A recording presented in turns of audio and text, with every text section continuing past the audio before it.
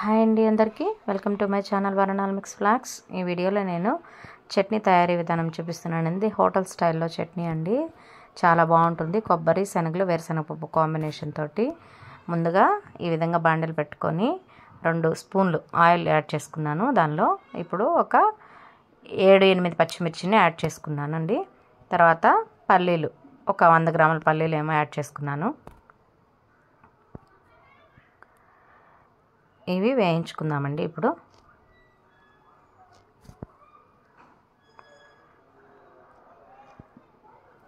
వేయించుకోవాలి, మాడిపోకుండా నీట్గా వేయించుకోవాలండి త్వరగా.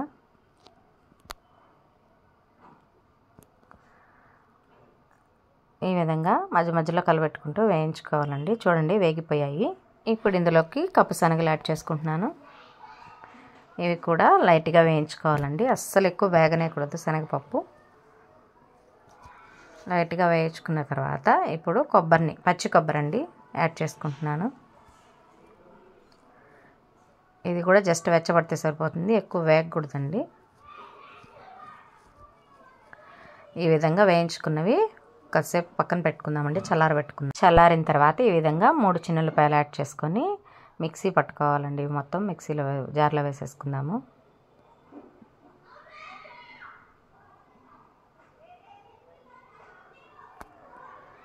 కొంచెం ఉప్పు యాడ్ చేసుకుందామండి.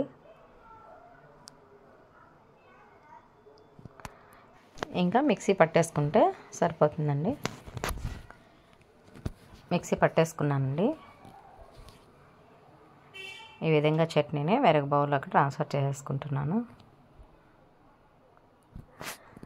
ఈ చేసుకున్న దానికి గట్టిగానే ఉండాలండి చట్నీ, అప్పుడే బాగుంటుంది. మరీ లూజ్ కాదు, మరీ గట్టి కాదు. ఇప్పుడు దీనికి మనం పోపు పెట్టుకోవాలండి. పోపు కోసం 2 స్పూన్ల దాకా ఆయిల్ యాడ్ చేసుకున్నాను, టేబుల్ స్పూన్స్. పోపు దినుసులు కొంచెం యాడ్ చేసుకుందాం ఇందులోకి. ఒక ఎండుమిర్చి, ఇవి కొంచెం వేగిన తర్వాత కొంచెం కరివేపాకు కూడా యాడ్ చేసుకుందాం ఇప్పుడు. అంతేనండి. పోపు వేగిన తర్వాత దీన్ని చట్నీలో యాడ్ చేసేసుకుంటే సరిపోతుంది.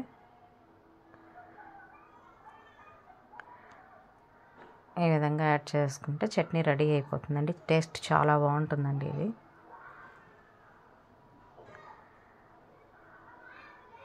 అంతే అండి చట్నీ తయారీ విధానం.